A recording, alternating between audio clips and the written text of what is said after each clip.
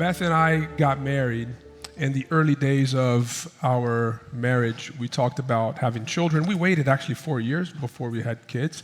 But, we talked about what our parenting would look like. And we looked at all these couples that had been married for years, who had kids, who were good friends of ours. And we used to look at their parenting and we said, we are never going to be like them. Okay? We're never going to make these mistakes. That's ridiculous. Look. They're completely controlled by their children. We're never going to be like that. And I was reminded of that this past week because I was taking my youngest one, Francesca, she's a piece of work, to camp. And as we were leaving the house, it was just me and her. Beth had already left with the other girls. She went to work and, was dropping them off in different places. Francesca says to me, say, Daddy, go outside. Don't come inside the house. And I said, Mom, you got to go. No, you stay outside. Go inside. So I did what she asked me to do, and I'm looking through the window, and she goes into the kitchen and grabs a couple of Kit Kats and stuffs her pockets with them. All right? And she comes out, it's okay, all right, we can go now. I said, what did you do? Nothing? I said, okay.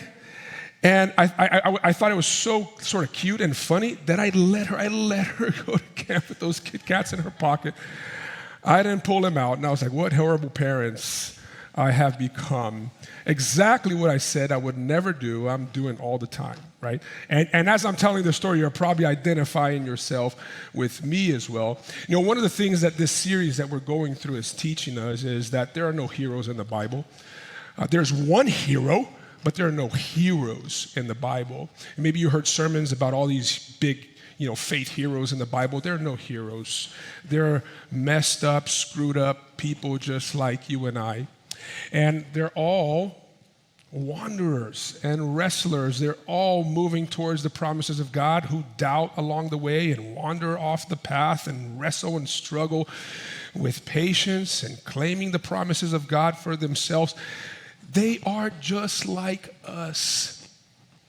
Today, we enter into the story of Jacob. Last week, we wrapped up the story of Abraham as he offered up his son, and that riveting story and passage up on Mount Moriah, and how he encountered the mercy and the grace of God up in that mountain.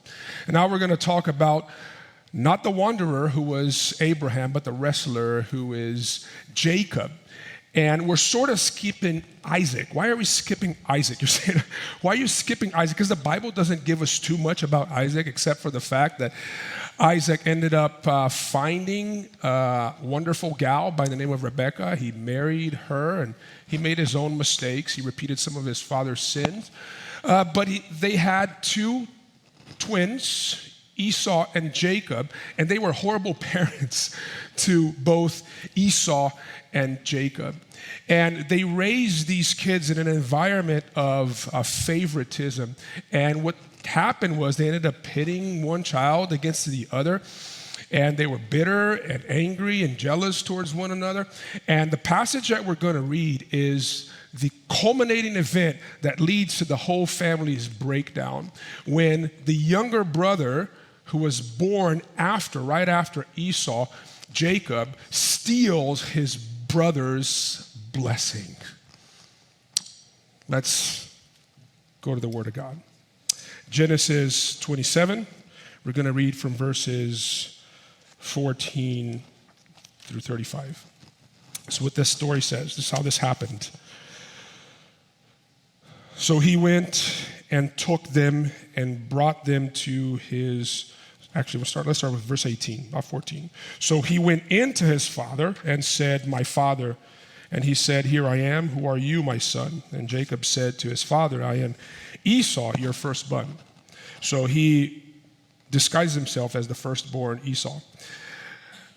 I have done as you have told me. Now sit up and eat from my game, that your soul may be blessed. But Isaac said to his son, how is it that you have found it so quickly, my son? And he answered, because the Lord your God granted me success. Then Isaac said to Jacob, please come near, that I may feel you, my son, to know whether you are really my son Esau or not. So Jacob went near to Isaac, his father, who felt him and said, the voice is Jacob's voice, but the hands are the hands of Esau. And he did not recognize him because his hands were hairy like his brother's Esau's hands. So he blessed him. He said, are you really my son Esau? And he answered, I am. Then he said, bring it near to me that I may eat of my son's game and bless you. So he brought it near to him, and he ate, and he brought him wine, and he drank. Then his father Isaac said to him, come near and kiss me, my son.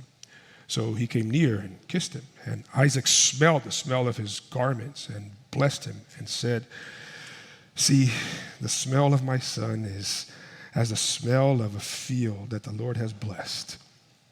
May God give you of the dew of heaven and of the fatness of the earth and plenty of grain and wine. And let people serve you and nations bow down to you.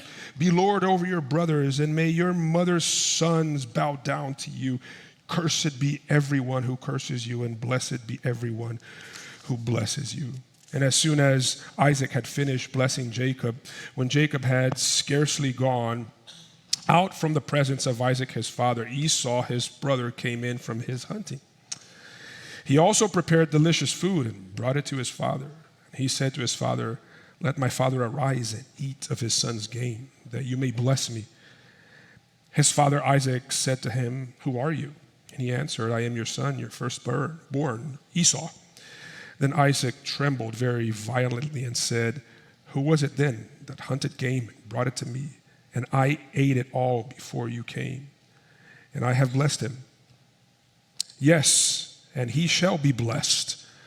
As soon as Esau heard of the word of his father, he cried out with an exceedingly great and bitter cry and said to his father, bless me, even me also, O my father. This is the word of the Lord.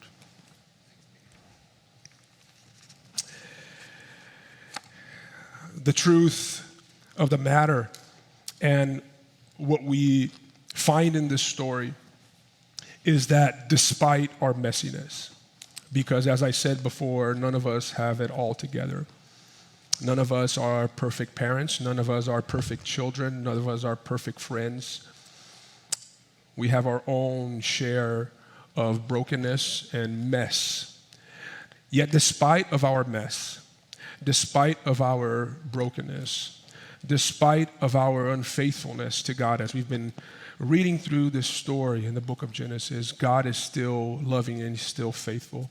God is still willing and able to bless us. Despite the dysfunctions of this family, God still advances his purpose by doing what he said he would do, and that is to bless them. And maybe you're here today and you feel that you are not deserving of any of God's blessings and that your life is not going well, rightfully so, for the decisions that you have made and the person that you have become. And you beat yourself up. And this text tells you that in your brokenness, God still desires to bless you. And some of you here today are exhausted and tired, seeking a blessing for yourself that you will never get, that you will never find on your own. And God says, I alone can bless you, and I want and I am willing to bless you. I have vowed, and it is my promise that I will bless you. God is here saying to you today that have counted that possibility out to be blessed by God, I have come to bless you, and he wants to meet with you today. But in order for you to experience the blessing of God in your life, in order for you to take possession of the blessing that he has in store for you, you must, number one, understand your pursuit, what you're looking for in the blessing. You must also understand and recognize the problem in your pursuit of the blessing. And it's only when you understand what you're really after and you understand the problem of how you've been going about it, that you can truly experience and receive the promises and the blessing of God in your life. So today, let's look at the pursuit of blessing. Let's look at the problem of the pursuit of the blessing. And then lastly, let's talk about the promise of blessing. Number one, in pursuit of the blessing. Jacob was born even before he was born.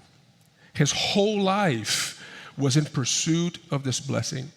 And it all started in chapter 25. If you could go back to chapter 25, what you will read there is that Rebecca is now pregnant of these twin boys. And the text tells us that she feels in her womb that the two boys are at war. They are in conflict. And as Esau comes first out of the womb, the text tells us that Jacob follows him and he is holding onto his heel. See, Jacob almost made it. A few seconds and he would have made his way into his father's heart. He grew up with that sense that many of you have grown up, that I've almost made it, that I'm almost enough. That's exactly the sentiment all throughout Jacob's life. And the reason for it is because as they are born, his father, Isaac, has no eyes for anyone else except for Esau. And Jacob understood that it was very hard to go up against Esau. Why? Because the story goes on to tell us that Esau was a man's man. I was reading about Esau once again and trying to imagine the biblical characters as I'm reading. And what came to my mind was the Vikings of Valhalla, okay? That's what he looked like. That's what the text tells us. He had red hair. He was hairy. He had probably a lot of facial hair. He was strong. He was muscular. He was a man of the outdoors. He could stay in the outdoors and live in mountains forever. He hunted game and he brought back home, and that was his life. He was somebody that made his dad proud because he was a man's man. He was the quarterback. He was the 6'4", 240-pounder boy that all the girls looked to. He was the popular one in high school, and it made his father proud. And it was very hard for Jacob to measure up because the text tells us that Jacob was probably a 125-pounder. He was half his brother's weight. That's not exactly in the text. That's my imagination here based on what we read in the story. The text tells us that he had soft skin and soft hands, had no facial hair, that he did not spend his time outdoors with his brother or like his brother, but he spent his time inside the tent alongside his mother in the kitchen, cooking, taking care of the animals and the sheep and the affairs of the estate. That was Jacob. He was the son that the father said, hey, when we go in public, can you create some distance from me because I don't want to be seen with you. Now, the text tells us that even though he did not have the love and the approval of his father, Jacob enjoyed the love of his mother, Rebekah, not only because he was close to her, but because Rebekah grew up resented with her son Esau because he had married a woman that made her life miserable. And if you read at the end of chapter 26, we read about this woman that Esau finds and he brings home, and he marries a woman that he loves, but a woman who makes Isaac and Rebekah's last days miserable, bitter. That's what the word teaches us. And so she vouched for the young one. She empowered the young one, but it was not enough. It was not enough for Jacob to solely be loved by his mother. He always wanted that which his brother had. And therefore, he grew up jealous of his brother. And many of you have grown up with siblings that were jealous of you. Maybe you grew up jealous of a sibling because of favoritism showed in the household. And it made him resentful. And he said to himself, if I don't have that which I was born with, if I don't have that which my brother has, I am going to find a way to get it, whatever it takes. Whatever it takes. I'm going to pursue that blessing. Now here's the question. What is this blessing that the text tells us that belonged to Esau that Jacob was after? What is this blessing?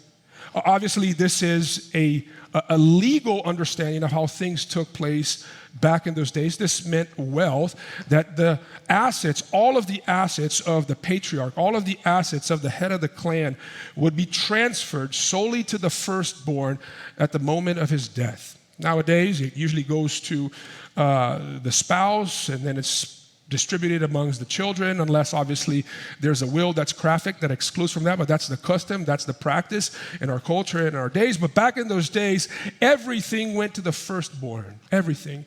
And the firstborn was now in charge of taking care of everyone that was part of that household, everyone that was part of this family. He was to use the assets for the benefit of his family, for the benefit of his father's name, to bring honor to his lineage. That was his job. And therefore, this blessing was not just a transfer of assets, but it was a transfer of powers. It was the most important person of the clan to look at you and to say to you, you are the most important person now. It was the person that everybody looked up to you, to look at you and say, you are now the hope of our clan. Everything now rests upon your shoulder. Everyone will be looking up to you now, and my desire is that you will prosper. My desire is that you will go forth. My desire is that you will build a great name for our house. You are our hope. Now, the truth of the matter is this: as Jacob, so are we.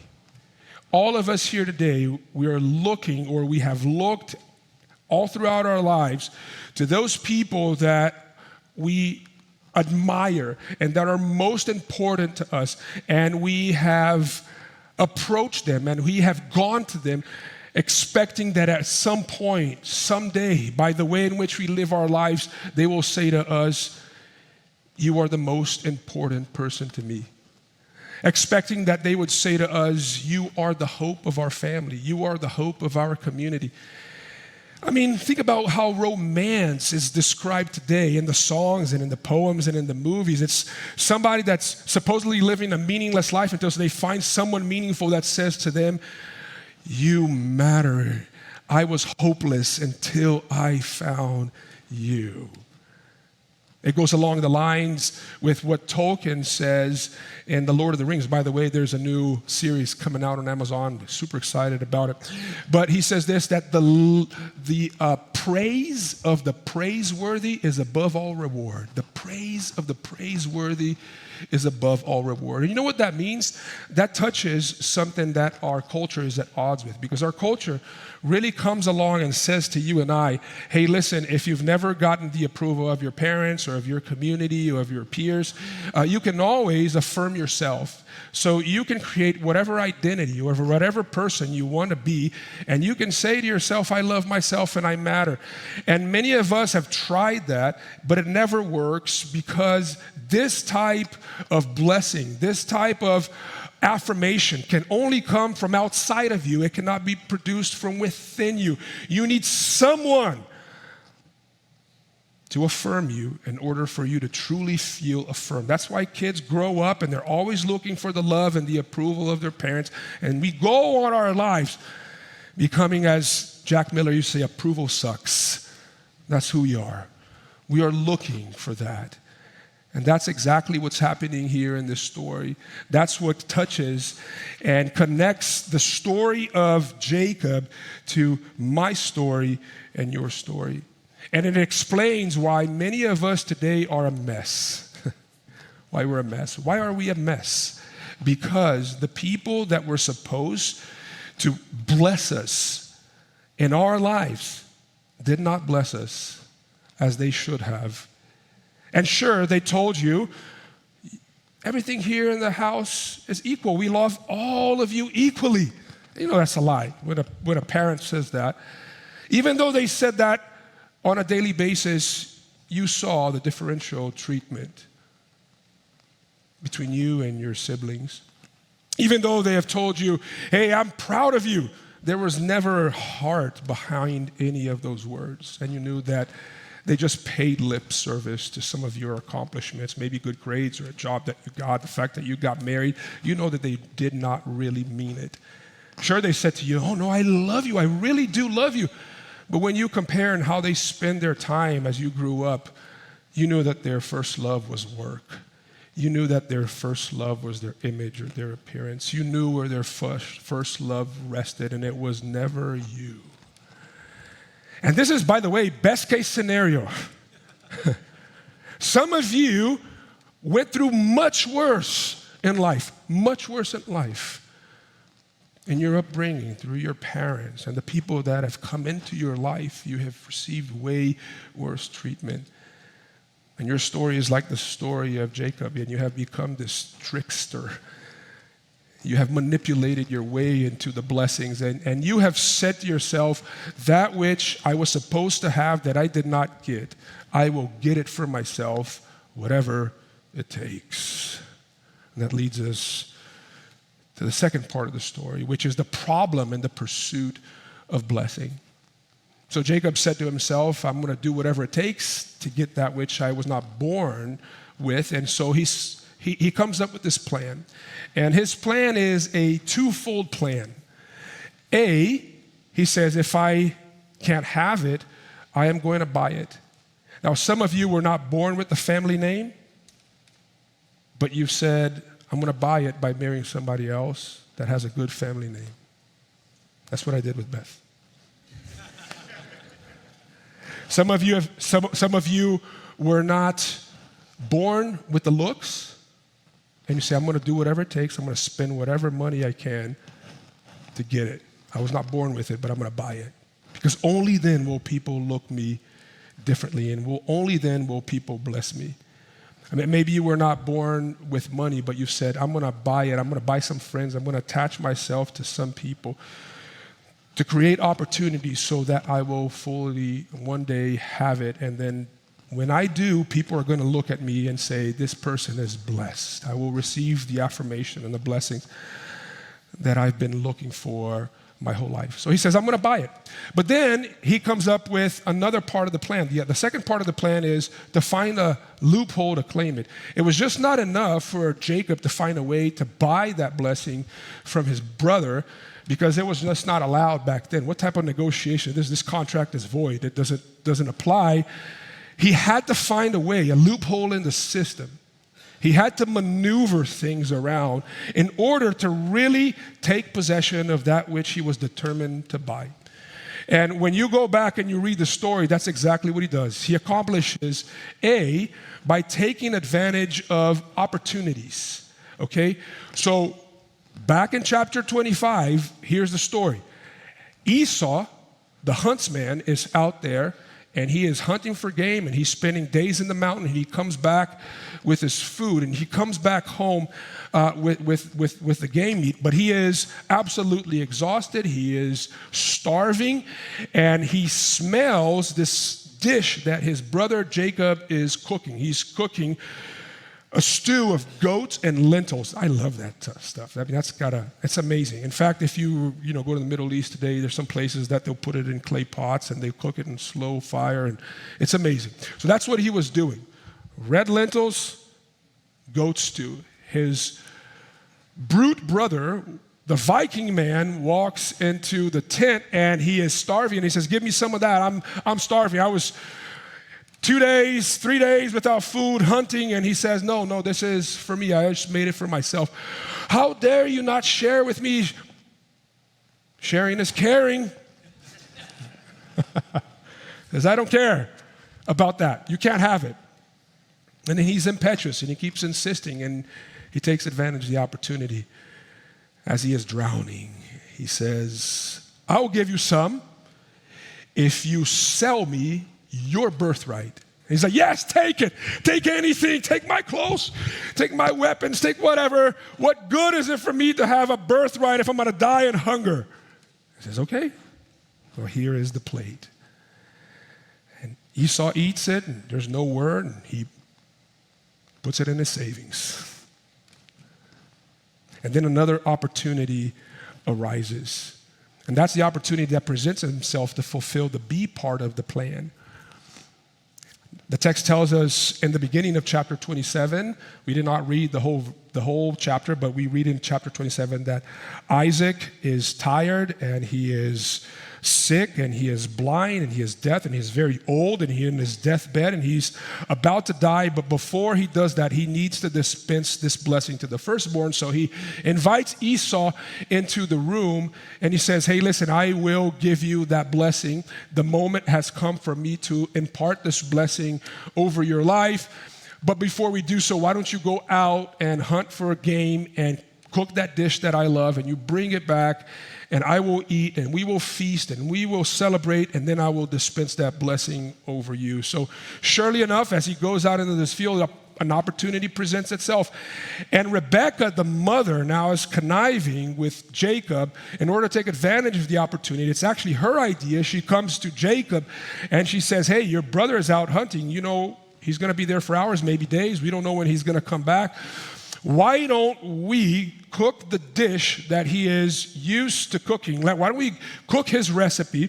And why don't you dress like your brother? Why don't you put on your brother's smells? And why don't you practice some of his mannerisms and take that dish to your father so that your father could give you the blessing and not your brother? And he says, well, but I'm so small and you know, and my skin is so soft. I'm not hairy like my brother Esau. And she says, that's okay. So they take animal skin and fur and they wrap it around his arms and in his face, and he fakes to be his brother, and he takes that stew to his father. And his father immediately, when he begins the conversation with Jacob, you read in the text that he senses that something is off.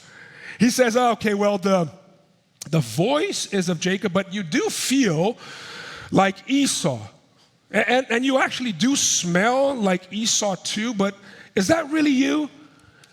Yes, it's me. And so he says, here's the last test, right? He says, I want you to come near. I want to smell you, and I want to kiss you.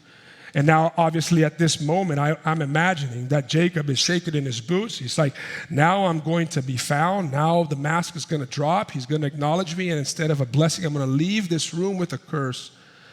And he does that. And Isaac smells him, and he kisses him. And now Jacob hears the words that he had been longing to hear his whole life. The smell of my son, it's like the smell of the field that the Lord has blessed. Oh.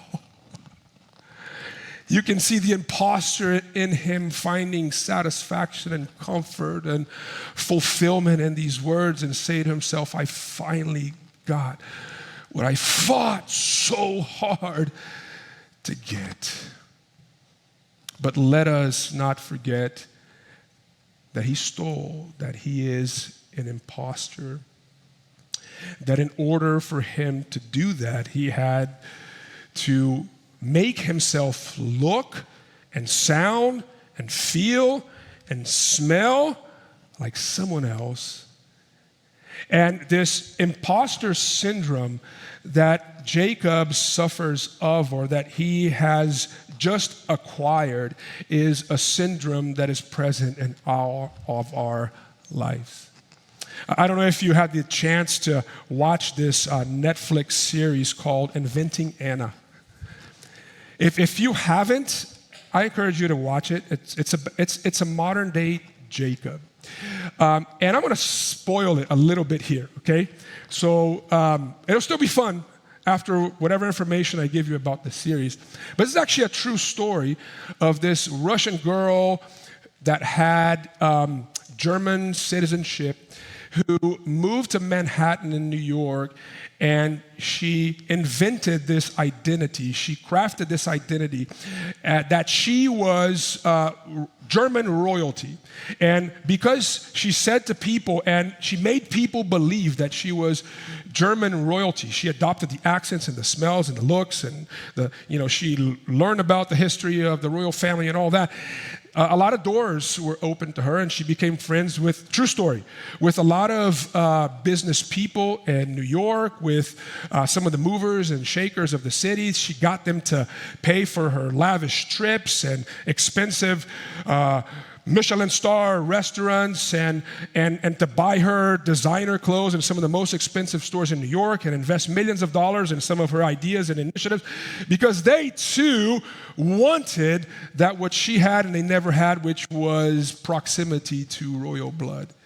And she made them believe until one day the mask fell off and the house of cards came down. So you got to watch the rest to find the story. She was convicted actually in 2019 of her crimes. But a riveting story, crazy story of how somebody can make themselves look like somebody that they're not in order to get blessings in the favor of others. And I was watching that, I was like, what a crazy person. But then I thought, I'm like that too, and so are you. Some of you have taken on the clothes and the sounds and the smells of others that you are not. Some of you have taken jobs that you hate just because it gives you social status, just because it fulfills the desires of your parents. Some of you have married people or are in relationships with people that you absolutely disgust, but it helps you in the social circles. It gives you the comfort that you want. Some of you are buried, and I know this as a fact because that's the majority of Americans, buried in debt to look a certain way because you believe that if you dress a certain way, that you have certain things, that you will get the blessings and the approval and the love of others that you have been longing for your whole life. Some of you have dressed yourself with morality to maybe get God to look at you and say, well, what a great person, I shall bless you. And so you hide your flaws, you hide your mistake, you don't share your story with anyone, you're never honest about anything. You're living just Anna's life. Just living Jacob's life. And you know what the irony of all of that is that the people that manipulate their way into blessedness, they are never blessed. I mean, as I was watching that series, I was exhausted because she's always looking over her shoulder. She's always terrified and afraid that the mask will one day fall. She's always manipulating situations to hide her real life story. It's exhausting. It's like, oh my gosh, I can't believe she's putting herself through all of this. Right? And when you read the story of Jacob, that's what you begin to learn. The next chapter of his story, which we'll look more in depth in the coming weeks, is that he has to run away from home. He has to hide because his brother now is absolutely angry with him and has vowed to kill him because of what he has done. And so he lives in hiding. And some of you are living in hiding. You're wearing clothes that are completely uncomfortable to you, and you are not that person. You have sold yourself for an inauthentic self. You know that you are an imposter. You know that you are a fake person, and God is coming to you, and he says, I want to liberate you from that. I want to tell you to stop running. I want to tell you to stop hiding. I want you to come from out of the shadows. I want you to come into the light. And I want to tell you that it's not your performance that gets you to love me, but it's my covenant love for you. Stop trying so hard to get which I and I alone can give you. God wants to bless you. He wants to give you this blessing, and you will never find it. Let me tell you, you'll never find it as you try to manipulate yourself towards it. Only God can give it to you. And that leads us to the last point, which is the promise of blessing. The promise of blessing. You know, what's an interesting piece about this story is that Jacob had no idea that he already had what he was looking for. That's crazy.